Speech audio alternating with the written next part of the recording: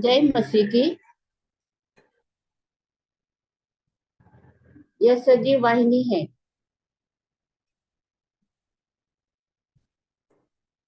म- महिला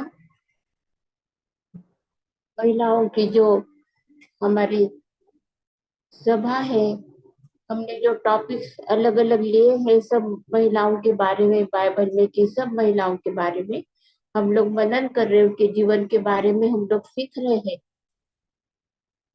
आज हम एक आज भी हम एक नया जो स्वभाव गुण है, जिनके जीवन के बारे में बहुत महत्वपूर्ण भूमिका उसने अपने जीवन में निभाई है, वो हम उसके बारे में हम लोग सोचेंगे।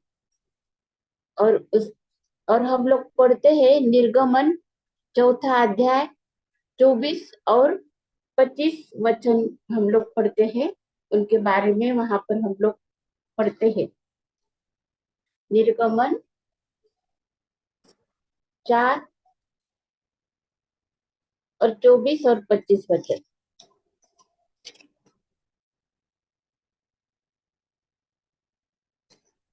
तब ऐसा हुआ कि मार्ग पर सराय में यहोवा ने मूसा से भेंट करके उसे मार डालना चाहा। तब सिप्पोरा ने एक तेज चकमक पत्थर लेकर अपने बेटे की खलड़ी को काट डाला और मूसा के पांवों पर यह कहकर फेंक दिया, निश्चय तो मेरे लिए लहू बहाने वाला मेरा पति है। तब यहोवा ने उसको छोड़ दिया।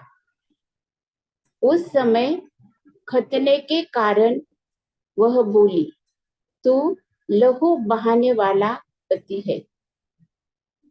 यहाँ पर हम लोग बहुत ही महत्वपूर्ण ऐसे विषय जो हम आज मेडिटेट करेंगे, और हमारे लिए क्या वचन है, क्या प्रभु हमारे साथ बात करना चाहता है, इसके वचन के द्वारा हम लोग मेडिटेट करेंगे। उसके पहले हम प्रार्थना करेंगे और हम धन्यवाद देंगे सिप्पोरा के जीवन के लिए, कि जो बहुत ही सतर्क थी और उसको बहुत भली भांति उसको जो वाचा जो परमेश्वर ने बांधी है उसके बारे में उसको बहुत जानकारी है, और उसको वो सब कुछ समझती है ये इस बात को, समय को उसने पहचाना है और बहुत बुद्धिमानी से अपने पति को उसने बचाया है। हम धन्यवाद देते उसके जीवन के लिए। आइए हम प्रार्थना करते। हालेलुया, धन्यवाद हो ये हमारे प्रेमी प्रभु, हम तुझे धन्यवाद देते हैं। ये हमारे प्रेमी स्वर्गीय पिता, हम तेरे सामने आते हैं। हम जैसे भी है प्रभु, हम तेरे सामने आते हैं, प्रार्थना करते हैं प्रभु जी, विनती करते हैं तेरी सारे आशीषों से प्रभु जी। तूने ये सारे वचनों को प्रभु जी हमारे लिए तूने दिया है। हम सिप्पोरा के जीवन के लिए हम धन्यवाद देते हैं।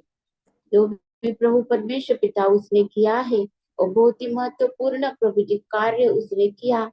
और मूसा का प्रभु परमेश्वर पिता, जो तो उसको चुना था, जो काम के लिए तूने उसको ठहराया है प्रभु जी, उसको जीवन और उसका जीवन जीवित रहना कितना महत्वपूर्ण है। कैसे प्रभु जी तेरी योजना में वो कार्य कर सकता है। तेरी विधि तेरे नियमों का प्रभु परमेश्वर पिता पालन करने के लिए प्रभु जी, वो तूने विधि नियम हमारे लिए दिए हैं। इसलिए प्रभु परमेश्वर पिता, हम कैसी चौकसी करना चाहिए ये तेरे वचन के द्वारा हमें हमें तूने बताया है। इसलिए हम तुझे धन्यवाद देते हैं। आज जब हम पढ़ते हैं प्रभु जी, इस समय के लिए प्रभु तुझे धन्यवाद देते हैं। हमारे समस्त प्रभु जी जितने लोग हैं प्रभु, सुनते हैं प्रभु जी तेरे वचन को, हम धन्यवाद देते हैं उनके जीवन के लिए। तो परमेश्वर पिता तू सहायता और मदद कर, हमें हमारे आत्मिक आंखों को तू खोल दे। जो तू बातें हमारे साथ करना चाहता है प्रभु जी तेरे वचन के अनुसार, तो हमें प्रभु परमेश्वर पिता पवित्र आत्मा के द्वारा तो हमें सिखा प्रभु, ऐसी विनती कर। ना को यीशु के नाम से करी है, इसीलिए तू सुन और ग्रहण कर। आमीन।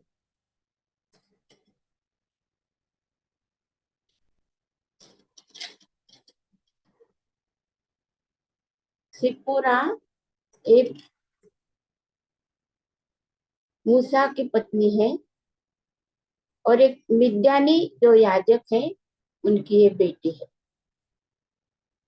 और हम लोग पढ़ते हैं निर्गमन 6 और 7 में, वहां पर हम लोगों ने जैसे वो सी बातें हम लोगों को भी हम पढ़ सकते हैं वचन में से। उसमें लिखा है निर्गमन 6 और 7 में, और मैं तुमको अपनी प्रजा बनाने के लिए अपना लूंगा और मैं तुम्हारा परमेश्वर ठहरूंगा और तुम जान लोगे कि मैं तुम्हारा परमेश्वर यहोवा हूँ, जो तुम्हें मिस्रियों के बोझ के नीचे से निकाल ले आया। यहाँ पर हम लोग देखते परमेश्वर ने एक ऐसी वाचा बांधी है कि मिस्री जो लोग थे मिस्र देश में, जो उनको इब्री लोगों को उनसे छुड़ाने के लिए परमेश्वर ने मूसा को बुलाया और अपने अपनी प्रजा होने के लिए, अपने लोग होने के लिए परमेश्वर ने उनको चुनाया। गिनती 23 और 9 वचन में हम लोग पढ़ते हैं, चट्टानों की चोटी पर से वे मुझे दिखाई पड़ते हैं, पहाड़ियों पर से मैं उनको देखता हूँ। वह ऐसी जाति है जो अकेली बसी रहेगी और अन्य जातियों से अलग गिनी जाएगी। ये परमेश्वर के वचन में लिखा है कि कैसे परमेश्वर अपने लोगों को छुड़ाता है और कैसे चाहता है वो कि कैसे सब लोगों के अलग वो लोग दिखाई देंगे। ऐसे करके वचन में हम लोग पढ़ते हैं। और भी हम पढ़ेंगे कुछ व्यवस्था विवरण 4 और 37 वचन है। और उसने जो तेरे पितरों से प्रेम रखा, इस कारण उनके पीछे उनके वंश को चुन लिया और प्रत्यक्ष होकर तुझे अपने बड़े सामर्थ्य के द्वारा मिस्र से इसलिए निकाल लाया। परमेश्वर यहाँ पर बता रहा है, यहाँ पर अपने वचन में सिद्ध कर रहा है कि बड़े सामर्थ्य के द्वारा परमेश्वर ने मिस्र से इसलिए निकाल लाया कि वो उसकी अपनी प्रजा बने। अभी अब देखते हैं दूसरे दूसरे शमूएल 7 और 23 वचन में, फिर तेरी प्रजा इज़राइल के भी तुल्य कौन है? वह तो पृथ्वी भर में एक ही जाति है जिसे परमेश्वर ने जाकर अपनी निज प्रजा करने को छुड़ाया, इसलिए कि वह अपना नाम करे और तुम्हारे लिए बड़े बड़े काम करे। और तू अपनी प्रजा के सामने जिसे तूने मिस्र आदि जाति के लोगों और देवताओं से छुड़ा लिया, अपने देश के लिए भयानक काम करे। यहाँ पर हम लोग ये इसलिए पढ़ रहे हैं कि परमेश्वर की परमेश्वर ने ठान लिया है कि ये जो इज़राइल जो राष्ट्र है, याकूब की जो संतान है, अब्राहम को जो वाचा बांधी है, अब्राहम के साथ में इसहाक के साथ में वाचा बांधी है परमेश्वर ने, वो उसको पूरा ही करेगा। वो उससे भी माध्यम से उसको पूरा करना है। और वो पूरा करने के लिए परमेश्वर ने क्या किसको चुना है? मूसा को चुना है। मूसा को उसने चुन लिया है। अभी और हम लोग एक दो वचन पढ़ते हैं। भजन संहिता 135:4 में हम लोग पढ़ते हैं, यहाँ ने तो याकूब को अपने लिए चुना है, अर्थात इज़राइल को अपना निज धन होने के लिए चुन लिया है। यशायाह 43 और 1 में हम लोग पढ़ते हैं, इज़राइल तेरा रचने वाला और हे याकूब तेरा सृजनहार यहोवा अब यूं कहता है, मत डर, क्योंकि मैंने तुझे छुड़ा लिया है, मैंने तुझे नाम लेकर बुलाया है, तो मेरा ही है। यशायाह 45:5 में परमेश्वर ये बताता है, मैं यहोवा हूँ और दूसरा कोई नहीं, मुझे छोड़ कोई परमेश्वर नहीं। यद्यपि तू मुझे नहीं जानता, तो भी मैं तेरी कमर कसूंगा। तू मुझे नहीं जानता, तब पर भी मैं तेरी कमर कसूंगा। ये परमेश्वर ने चुना इज़राइल, याकूब को। और अब इस समय पर उनके ऊपर ऐसे बहुत मतलब विकट परिस्थिति अभी उन लोगों की आई है। जैसे हम लोग देखते हैं, बहुत सी बातें हैं उसमें, हम लोग इतना तो नहीं हम लोग देखेंगे, लेकिन अब हम लोग देखना चाहते हैं कि परमेश्वर का जो परिवार है, परमेश्वर के परिवार कैसा परमेश्वर का परिवार है, कैसे परमेश्वर अपने लोगों को अलग करता है। हम लोग देखते हैं व्यवस्था विवरण 14 और 2 में, क्योंकि तू अपने परमेश्वर यहोवा के लिए एक पवित्र समाज है और यहोवा ने तुझको पृथ्वी भर के समस्त देशों के लोगों में से अपनी निजी संपत्ति होने के लिए चुन लिया है। परमेश्वर ने इज़राइल के बारे में ये सब कुछ लिखा है। अपनी अपनी निजी संपत्ति होने के लिए परमेश्वर ने यहोवा ने एक इज़राइल लोगों को चुन लिया है, अलग किया है। ये पहले से ही उनकी योजना बनाई है परमेश्वर ने। और जैसे हम लोग देखते याकूब के जो पुत्र है, 12 पुत्र है याकूब के, उनके जीवन के बारे में जब हम लोग सोचते और पढ़ते हैं, तो हम लोगों को ये ये मालूम होता है कि परमेश्वर ने वो पूरे परिवार को अपने फैमिली, अपने निज परिवार होने के लिए ये चुन लिया है। और हम लोग देखते हैं कि किस प्रकार से परमेश्वर सहायता मदद करता है। देखो हम लोग देखते हैं कि परमेश्वर की जो विधि है, परमेश्वर की जो आज्ञाएं है, परमेश्वर की जो अंतिम जो परमेश्वर की इच्छा है, परमेश्वर प्रकट करता है अपने वचन के द्वारा, सब कुछ वो प्रकट करता है। और फिर हम सोचते हैं कि ऐसा क्यों हुआ, परमेश्वर ने क्यों चाहा। जब भी परमेश्वर ने मूसा को तो चुना है कि उसको दर्शन दिया है, एक जलती अग्नि के द्वारा उसको दर्शन दिया, उसको बताया है, भेजा है परमेश्वर ने। अभी मूसा तो अपने जा रहा है अपनी पत्नी के साथ में, बच्चों को लेके मिस्र देश में जाने के लिए तैयार है। अभी रास्ते में एक जगह आई है, वहां पर उन लोग रेस्ट करते हैं, रात रात बिताने की है उनको, वहां पर वो रुकते हैं। और वहां पर परमेश्वर ने मूसा को मारने के लिए, मारना मतलब ठान लिया है। ये क्यों ऐसा हुआ, क्या बात है, अभी हम लोग वचन में से देखेंगे, क्योंकि परमेश्वर तो न्यायी है, वो न्याय करता है। और जो सिपोरा है, उसकी पत्नी, सिपोरा नाम का अर्थ है बर्ड, पक्षी। और वो उसके जीवन में से हम एक बात हम लोग सीखते हैं कि वो बहुत लॉयल थी अपने हस्बैंड के लिए।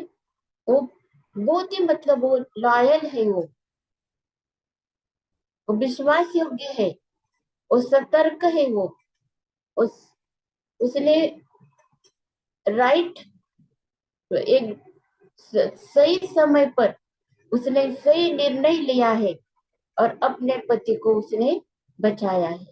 परमेश्वर ने भी और जो अ, करा है, जो उसकी विधि और उसके नियम का पालन करा है उसने, इसलिए परमेश्वर ने मूसा को जो दान दिया है, और जो भी उसके लिए जो चुना है परमेश्वर ने, उसको वो कायम रखा है। अभी हम देखते हैं कि क्या ऐसी बात है, कौन सी बात है परमेश्वर ने ऐसे मूसा को अ, मारने की क्यों कोशिश करी। अभी हम लोग वचन में ढूंढते हैं, समझने की कोशिश करते हैं। लैवे व्यवस्था 26 और 16 वचन में लिखा है, तो मैं तुमसे यह करूंगा, अर्थात मैं तुमको बेचैन करूंगा और क्षय रोग और ज्वर से पीड़ित करूंगा, और इनके कारण तुम्हारी आंखें धुंधली हो जाएगी और तुम्हारा मन अति उदास होगा और तुम्हारा बीज बोना व्यर्थ होगा, क्योंकि तुम्हारे शत्रु उसकी उपज खा लेंगे। ये परमेश्वर जो आशीषों को देता है, भरपूरी का जीवन देता है। अभी यहाँ पर तो कुछ अलग ही पढ़ने के लिए मिलता हमको, लेकिन ऐसे क्यों होगा? हम लोग पढ़ते हैं यहोशू 23 और 15 वचन, तो जैसे तुम्हारे परमेश्वर यहोवा की कही हुई सब भलाई की बातें तुम पर घटी है, वैसे ही यहोवा विपत्ति की सब बातें भी तुम पर लाएगा, और तुमको इस अच्छी भूमि के ऊपर से, जिसे तुम्हारे परमेश्वर यहोवा ने तुम्हें दिया है, नष्ट नष्ट कर डालेगा। क्यों? लेकिन ये ऐसा कैसे पढ़ते हैं हम? जो परमेश्वर हमको बहुत आशीष देता है, बहुत समृद्धि का जीवन देता है, सब आशीषों से भरा है, अभी हम कुछ अलग पढ़ते हैं यहाँ। लेकिन ऐसा क्यों होगा? फिर हम पढ़ते हैं पहले शमूएल 12 अध्याय 25 वचन में लिखा है, परंतु यदि तुम बुराई करते ही रहोगे, तो तुम और तुम्हारा राजा दोनों के दोनों मिट जाओगे। परमेश्वर यहाँ पर कहता कि अगर तुम बुराई करते रहोगे, बुराई करने के लिए परमेश्वर ने उसकी प्रजा को नहीं बुलाया, अन्याय करने के लिए नहीं बुलाया, शत्रुओं को नष्ट करने के लिए नहीं बुलाया। शत्रु परमेश्वर की लड़ाई है, वो परमेश्वर करेगा हमारा शत्रु।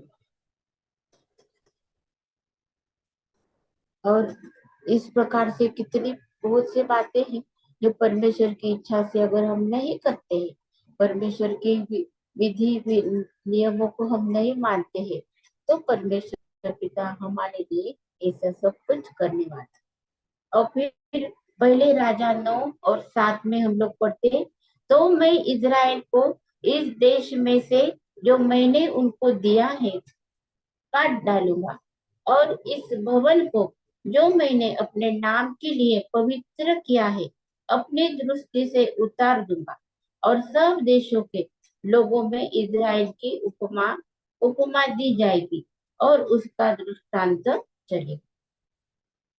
यहाँ पर हम लोग देखते हैं परमेश्वर के बारे में, हम लोगों ने बहुत सी बातें देखी है। अभी हम देखते हैं कि जो परमेश्वर को जो अर्पण चाहिए, उसकी क्या इच्छा है, परमेश्वर इच्छा कौन सी है, हम लोग देखेंगे हम परमेश्वर की इच्छा। अभी हम वचन के माध्यम में से हम लोग समझेंगे कि परमेश्वर कितना न्यायी परमेश्वर है। अगर हम लोग उसको समझते हैं उसके न्याय को, तो हम बच सकते हैं, बच जाएंगे हम। ऐसे है, और हम बचना चाहिए, इसीलिए परमेश्वर हमें ये उसके वचन के द्वारा हमें चेतावनी देता है।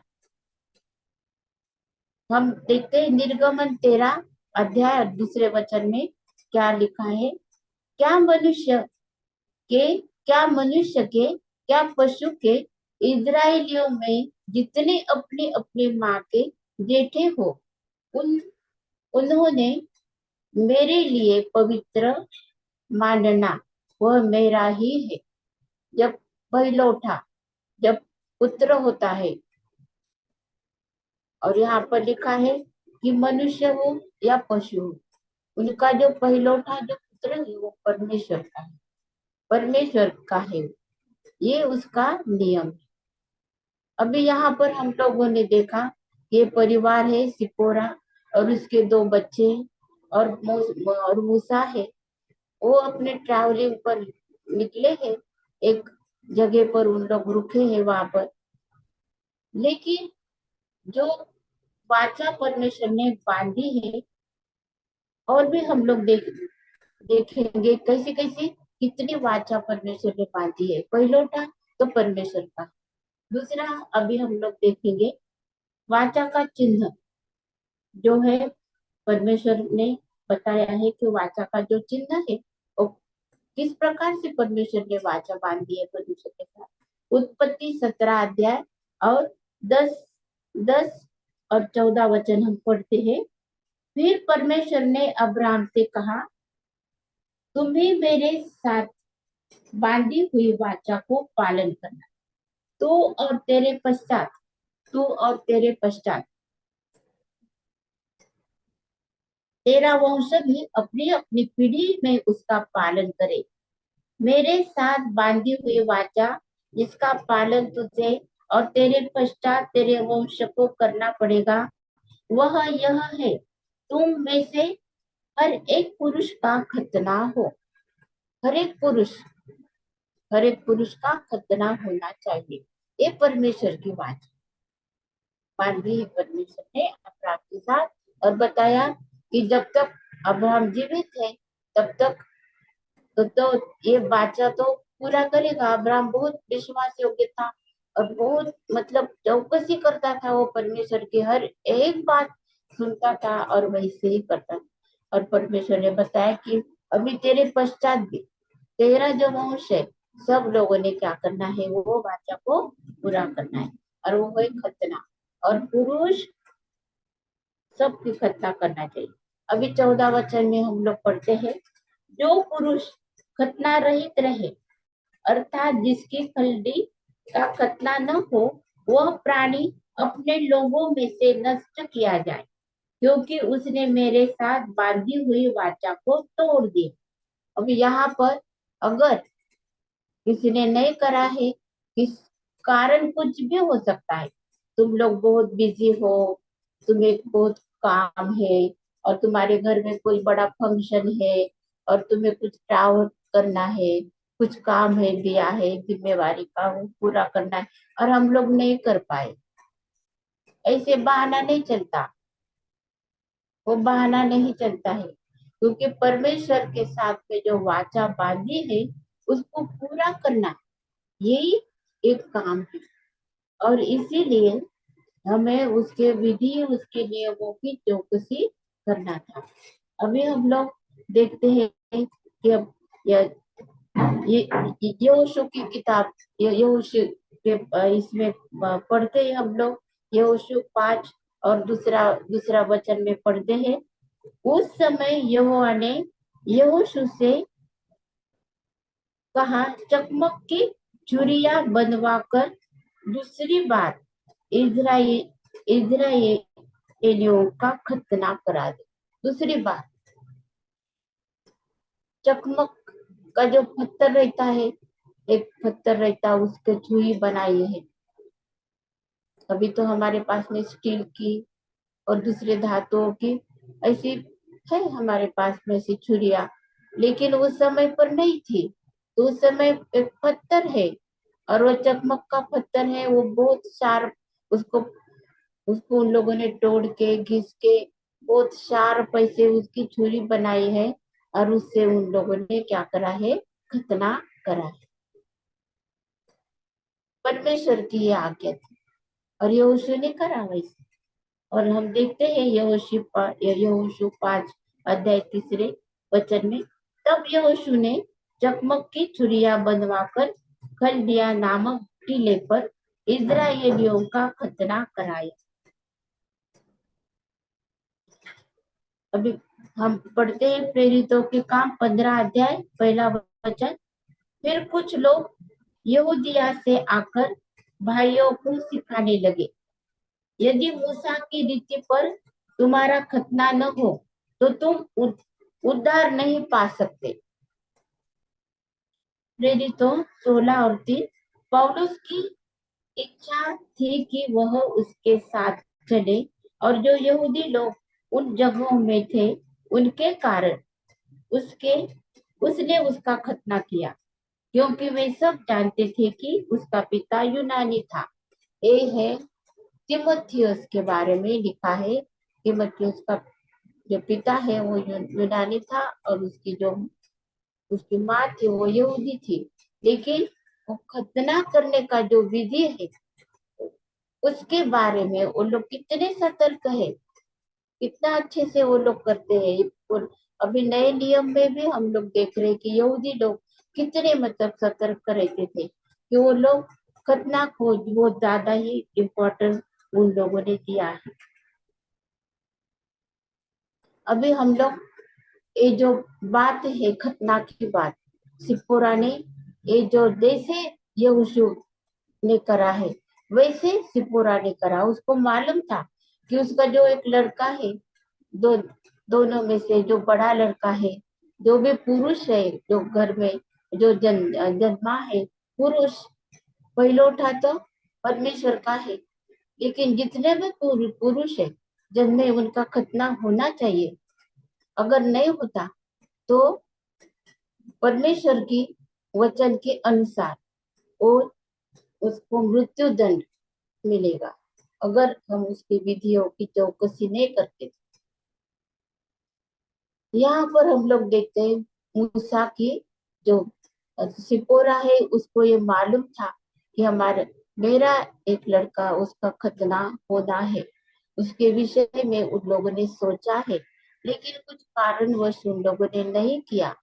इसलिए परमेश्वर ने मोसेस को, मूसा को बहुत मतलब ऐसे विकट परिस्थिति है वहां पर, क्या उसके मन में है क्या, जब जब परमेश्वर की आज्ञा के तरफ, विधि के तरफ उसने मतलब ज्यादा गौर किया नहीं है। और परमेश्वर उसको, परमेश्वर ने सोचा है कि ये तो मेरे विधि नियमों को नहीं मानता है, फिर मैंने कैसे इसको चुना है, कैसा ही जा रहा है वहां तक अगर ये नहीं मानेगा मेरी विधि नियम तो। इसलिए लेकिन सिपोरा को मालूम था, इसीलिए उसने उसका खतना करा है। और उसकी खिल्ली जो निकली है वो जो स्किन है, जो कोड स्किन, और वो उसने मोजेस के पैर के ऊपर फेंक दी। और इसलिए उसने बोला कि तू भी लहू लहू की वाचा का तू मेरा पति है। अभी यहाँ पर हम लोग परमेश्वर के वचन को हम देखते हैं, भी खतना के बारे में हम लोग देखते हैं कि अभी हमारे लिए ये वचन क्या है। अब ये तो सब कुछ हो चुका है इतिहास में। अभी खतना का अभी विधि, खतना की विधि का अभी हम लोगों को मतलब पालन करने का है। ऐसा अभी नहीं है नए नियम के अनुसार। तो क्या है अभी नए नियम के अनुसार, हमें हमारे लिए हरदम परमेश्वर ये वाचा बांधता है। अभी कौन सी वाचा परमेश्वर ने हमारे साथ में बांधी है मनुष्य के साथ, अभी इसके इसके तरफ हम थोड़ा देखते हैं, गौर करते हैं।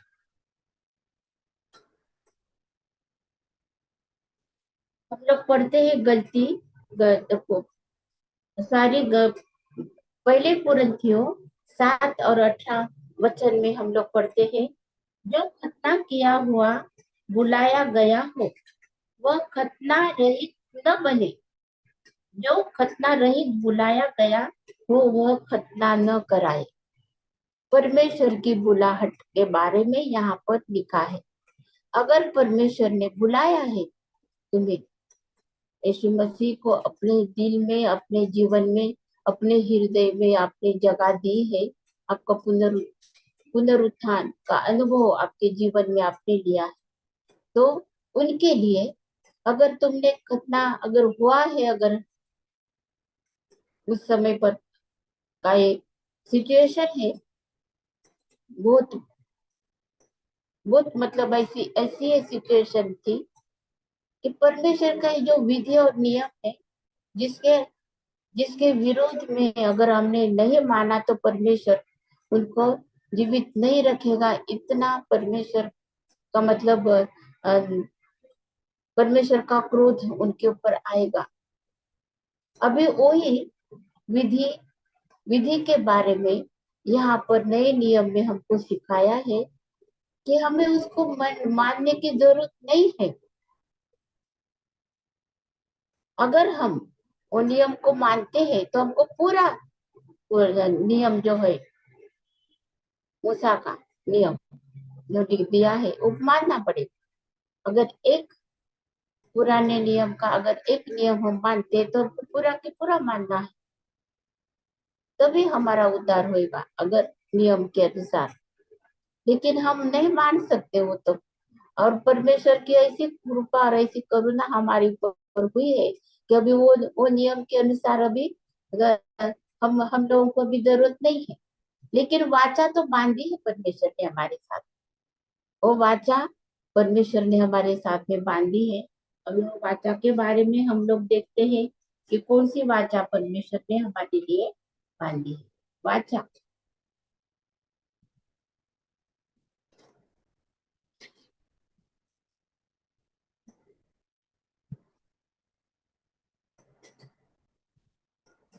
हम देखते हैं वाचा जो बहुत इटरनल वाचा है, जो अभी जो एक बार बांधी परमेश्वर ने तो ये पृथ्वी खत्म होने तक वो रहेगी। वो ऐसी वाचा है, उत्पत्ति 9 और 16 वचन में है वो। बादल में जो धनुष्य होगा मैं उसे देख के यह सदा की वाचा स्मरण करूंगा जो परमेश्वर के और पृथ्वी पर के सब जीवित शरीरधारी प्राणियों के बीच बंधी है। ऐसी वाचा परमेश्वर ने हमारे साथ बांधी है। फिर हम देखते हैं कि जो उत्पत्ति 17 और 13 में लिखा है, जो तेरे घर में उत्पन्न हो अथवा तेरे रुपए से मोल लिया जाए उसका खतना अवश्य हो, अवश्य किया जाए। इस प्रकार मेरी वाचा जिसका चिन्ह तुम्हारे देह में होगा वह युग युग रहेगी।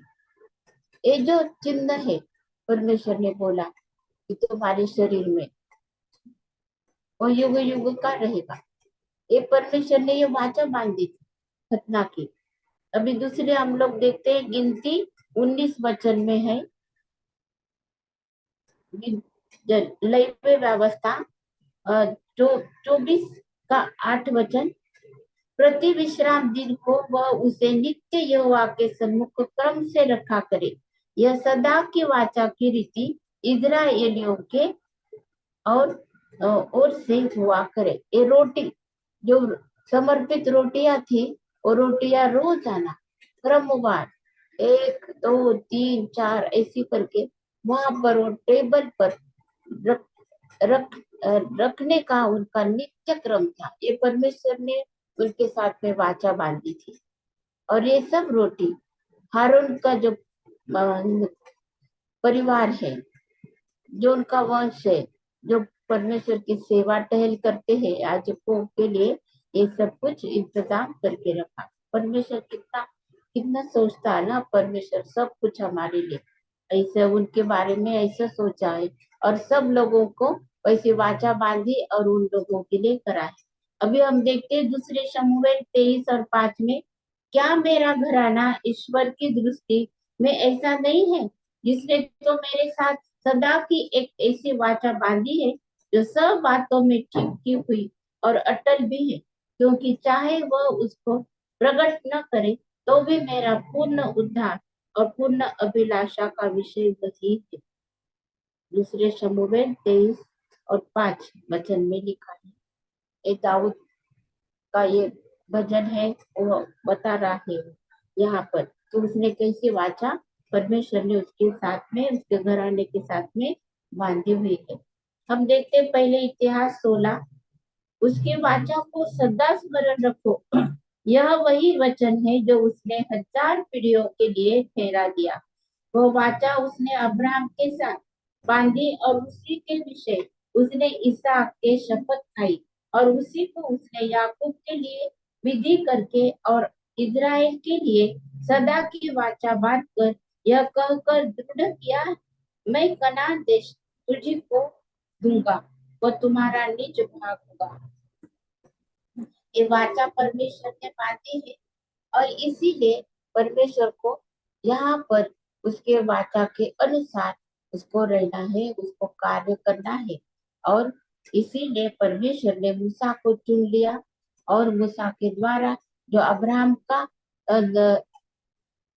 या याकूब की संतान है, अब्राहम की संतान है और यहाँ पर देखते हैं हम लेवी की अब याकूब का जो तीसरे नंबर का जो पुत्र है, पहला रौबेन है, और फिर और दूसरा, और फिर ये तीसरे नंबर का लेवी है, चौथे नंबर का तो यहूदा है। इस प्रकार से परमेश्वर के जो परमेश्वर ने वाचा जो बांधी लेवी के कुटुंब में, कि ये जो लेवी के घराने से ही याजक और जो जो सेवा टहल करने वाले हैं वो हरोन के हरोन का जो कुटुंब है, मोजेस का भाई कुटुंब हरोन का, वो याजक है। और उसका पूरा वंश, उसके पूरे बच्चे हैं, उसका सब कुछ उनके साथ में भी परमेश्वर ने वाचा बांधी है। सब सब इजराइल एक यहाँ पर वाचा परमेश्वर की बांधी हुई है, वो हम लोग नहीं तोड़ सकते। अभी हम देखते हैं यिर्मयाह 32 और 40 में लिखा है, मैं उनसे यह वाचा बांधूंगा कि मैं कभी उनका संग छोड़कर उनका भला करना न छोड़ूंगा, और अपना भय मैं उनके मन से ऐसा उपजाऊंगा कि वे कभी मुझसे अलग होना न चाहेंगे। परमेश्वर ने ऐसी वाचा बांधी है। यिर्मयाह संदिष्टा के संदिष्टा है ये। यिर्मयाह परमेश्वर का सेवक, परमेश्वर का संदेशता है। उसके द्वारा परमेश्वर ने ये वचन को उनको बताया है कि जो वाचा मैंने तुम्हारे साथ बांधी है, वो ये है कि मैं कभी भी तुमको अलग नहीं करूं। परमेश्वर ने हमारे साथ में जो वाचा बांधी है, वो वो कैसे पूरी करता है, हम लोग देख रहे हैं अभी। और यह परमेश्वर है, और वो तो अपनी वाचा को पूरा करता है, और वो उसके विधि उसके नियमों का वो पालन करता है। अभी इस समय पर हमारे लिए कौन सी कौन सी वाचा परमेश्वर ने हमारे साथ में बांधी है? इब्रानियों की पत्री 13 अध्याय 20 और 21 वचन में हम लोग देखते हैं, अब शांति दाता परमेश्वर जो हमारे प्रभु यीशु को जो भेड़ों का महान रखवाला है, सनातन वाचा के लहू के गुण से मरे हुओं में से जिला कर ले आया, तुम्हें हर एक भली बात में सिद्ध करे, जिससे तुम उसकी इच्छा पूरी करो, और जो कुछ उस और जो कुछ उसको भाता है, उसे यीशु मसीह के द्वारा हम में उत्पन्न करे। उसी की महिमा युगानुयुग होती रहे, आमीन। ए इब्रानियों की पत्री 13, 20 और 21 में लिखा है, अब शांति का परमेश्वर परमेश्वर के और हमारे बीच में शांति है, क्योंकि जो वाचा परमेश्वर ने हमारे साथ बांधी है, वो वाचा अभी प्रभु यीशु मसीह प्रभु यीशु मसीह जो है महान रखवाला है, सनातन वाचा, लहू की वाचा, पवित्र लहू की वाचा परमेश्वर ने हमारे साथ में बांधी है। अभी हमारे और परमेश्वर के बीच में, अभी हम लोगों के सब लोगों के बीच में अभी शांति का संबंध है, शांति बनी है। अभी हम वाचा तोड़ेंगे और उसके अनुसार हम लोग नहीं चल पाएंगे, हमको नहीं समझ में आ रहा, ऐसे नहीं है, क्योंकि हम परमेश्वर ने अपना यीशु ने अपने पवित्र लहू को हमारे लिए बहाया, हमारे लिए उसने वो वाचा को पूरा करा है। परमेश्वर के साथ में अभी हमारा संबंध जो है शांति का है, शांति का संबंध है। अभी उसने हमारे लिए पूरी विधि नियमों का उसने हमारे लिए पालन करा। और जब हम पढ़ते हैं पुराने नियम में, हम नए नियम में हम लोग पढ़ते हैं उसने हमारे लिए कौन सी वाचा बांधी है, कब उसने ये हमारे लिए सिद्ध करा है। हम लोग देखते, जैसे अब सारे हम जैसे भी हम लोग पढ़ते हैं, मत्ती रचित सुसमाचार में पढ़ते हैं, और सब इसमें पढ़ते हम लोग, जैसे कि आखिरी का जो प्रभु भोजन है, प्रभु यीशु ने जो पासोवर का जो भोजन था वो करने का उन लोगों ने ठाना, और उसको सब तैयारी हो गई। पासोवर का जो प्रभु भोजन उनको करना था, वो उनको करने के लिए, पर जैसे उन लोगों ने बहुत ही अच्छे से वो विधि को हमारे लिए ठहराया है। और वो हम पढ़ते हैं मत्ती रचित सुसमाचार में, मत्ती रचित सुसमाचार 26 अध्याय, और हम लोग पढ़ते हैं 26 26 अध्याय 26 वचन से हम लोग पढ़ते हैं। और यहाँ पर प्रभु यीशु मसीह ने बोला, जब वे खा रहे थे तो यीशु ने रोटी ली और आशीष मांग कर तोड़ी और चेलों को देकर कहा, लो खाओ, यह मेरी देह है। फिर उसने कटोरा लेकर धन्यवाद किया और उन्हें देकर कहा, तुम सब इसमें से पियो, क्योंकि यह वाचा का मेरा वह लहू है जो बहुतों के लिए पापों की क्षमा के निमित्त बहाया जाता है। यहाँ पर हम लोगों को ये जो विधि है, प्रभु यीशु मसीह ने हमारे लिए बहुत बहुत मतलब ऐसा ऐसी वाचा उसने बांधी है हमारे साथ में, अपने लहू की वाचा बांधी है, पवित्र लहू की वाचा बांधी है। उसका पवित्र लहू उसने हमारे लिए बहाया है और हमें छुड़ाया है। जैसे सिप्पोरा ने परमेश्वर के विधि को समझ लिया था उसने, कि यहाँ पर ये जो लहू की जो वाचा है परमेश्वर ने हमारे साथ में बांधी है, उसको मुझे पूरा करना है, उसको पूरा करना है। और उसने वो पूरा किया, और मोह और मूसा का जीवन परमेश्वर ने छोड़ दिया, उसको बच गया मूसा, और बहुत बड़ा कार्य करा। आज हमारे लिए भी बहुत बड़ी वाचा परमेश्वर ने लहू की वाचा उसने हमारे लिए बांधी है। आज प्रभु यीशु मसीह का ही लहू है, वही सिर्फ और सिर्फ प्रभु यीशु मसीह का लहू की वाचा ही हमारे साथ में बांधी हुई है। अगर हमने हमारे पापों को हम मान लेते हैं, पश्चाताप करते हैं, हमें जान लेते हैं कि प्रभु मेरे लिए इस धरती पर आया, अपना पवित्र लहू उसने बहाया है, और हमारे हृदय का, और अभी हम लोगों को परमेश्वर की जो वाचा है, वो वाचा को उसने हमारे लिए किया। हम बहुत सी बातें हैं हमारे लिए वचन में लिखी है, और और भी हम लोग एक वचन को हम लोग देखेंगे कि ये जो वाचा है हमारे साथ में परमेश्वर ने बांधी है।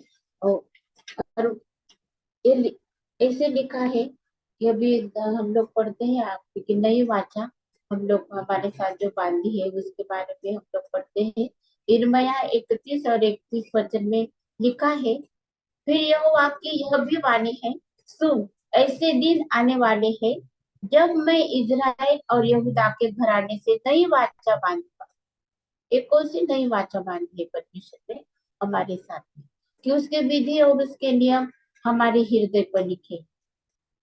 अभी हमको कोई पढ़ाने के लिए, कोई समझाने के लिए, और अभी मतलब उसकी जरूरत है, लेकिन हमारे हृदय पर लिखे, ऐसे वाचा बांधी परमेश्वर ने। मत्ती 26 और 28 वचन हम देखते हैं, क्योंकि यह वाचा का मेरा वह लहू है जो बहुतों के लिए पापों की क्षमा निमित्त बहाया जाता है।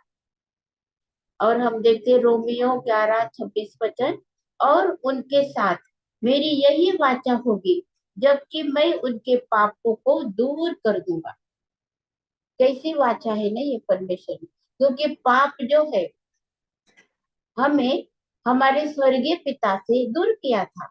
हम दूर थे, उसके साथ में कोई भी हमारा अभी रिलेशन नहीं था, कुछ भी नहीं, हम नहीं जा सकते थे क्योंकि पाप बहुत बड़ा एक कंकर के जैसा, बहुत बड़ी दीवार के जैसा बीच में था, हमारे और परमेश्वर के बीच में हमारा पाप।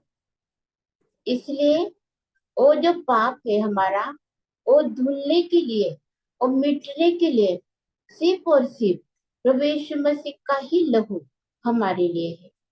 उसने हमारे लिए ये सारे विधि नियमों को पूरा किया। पूरा जो शास्त्र है, जो शास्त्र लेख है, जो लिखा है प्रभु यीशु मसीह के बारे में, वो पूरा हुआ है। अभी हम देखते हैं और एक नई वाचा इब्रानियों 12:24 में लिखा है, और नई वाचा के मध्यस्थ यीशु और छिड़काव के उस लहू के पास आए हो जो हाबिल के लहू से उत्तम बातें कहता है। हाबिल का लहू से प्रभु यीशु मसीह का लहू उत्तम बातें कहता है। हाबिल का लहू क्या कहता है? हाबिल का लहू ने क्या कहा परमेश्वर से? मेरा न्याय कर। उसको जीना था, उसके भाई ने करना, और उसके भाई ने, काइन ने उसको मारा, गलती से मारा कि जानबूझ के मारा, लेकिन मारा उसको, खून करा उसका, दफना दिया जमीन में, लेकिन उसका लहू जो है वो बातें कर, परमेश्वर को बोला मेरा न्याय कर। और अभी यीशु मसीह का जो लहू है जब बहा, एक धरती पर गिरा, और तो वो तो प्रभु यीशु मसीह का लहू तो यही चिल्लाता है, यही बोलता है हमारे साथ में, क्षमा क्षमा क्षमा, हमारी क्षमा। हमें मालूम नहीं, हमारे पापों की क्षमा, सब हमें क्षमा के करी है। हमें एक वाचा परमेश्वर ने हमारे साथ में बांधी है कि प्रभु यीशु मसीह का जो लहू है वो हमारे पापों को क्षमा करने के लिए, हमें हमारे पापों से हमें छुटकारा देने के लिए, और सब पापों से हमें मुक्त करने के लिए प्रभु यीशु मसीह का जो लहू है वो हमारे लिए बहाया। ये सुसमाचार है कि परमेश्वर ने हमारे साथ में एक नई वाचा बांधी है। हम धन्यवाद देते हैं सिपोरा के लिए, जिसने मूसा को मूसा मूसा का जीवन बचाया, और परमेश्वर की जो वाचा थी बांधी हुई उसको उसने पूरा करा, और उसका जीवन लहू की वाचा बांधी थी, और उसने वो पूरा करा, और मूसा का जीवन बचाया। और परमेश्वर ने मूसा के द्वारा अपनी जो वाचा बांधी थी वो पूरा करा। इब्राहिम और जो मिस्र में से अपने लोगों को, इब्री लोगों को उसने छुड़ाया। आइए हम धन्यवाद देते हैं, प्रार्थना करते हैं। हालेलुया, स्तुति धन्यवाद हो प्रभु, हम धन्यवाद देते हैं तेरे पवित्र लहू के लिए यीशु, जो तूने हमारे साथ में वाचा बांधी है, पवित्र लहू की वाचा बांधी, हमारे सारे पापों को तूने क्षमा करा है। अभी हम परमेश्वर के, हमारा स्वर्गीय पिता जो सृजनहार है, उसके सामने हम आते हैं, हम अब्बा बापा करके हम पुकारते हैं, और हम एक वाचा के द्वारा, वाचा के हम लोग एक वंश बने हैं, वाचा के द्वारा प्रभु हम तेरे साथ में बने रहेंगे। इसलिए तेरा अनुग्रह प्रभु जी हम पर होते रहे, तेरे अनुग्रह में तू हमको चला, हमारे हृदय में तेरे विधि तेरे नियमों को लिख दे प्रभु, हमारे जीवन में से तेरी महिमा हो प्रभु। ऐसे हम तुझे विनती और याचना करते हैं। एक प्रार्थना को यीशु के नाम से करी है, इसीलिए तू सुन और ग्रहण कर। आमीन। अब प्रभु यीशु मसीह का अनुग्रह, परमेश्वर का प्रेम और पवित्र आत्मा की सहभागिता हम सबके साथ और समस्त विश्व में विश्वासियों के साथ अब से लेकर अनंत काल तक होती रहे। आमीन।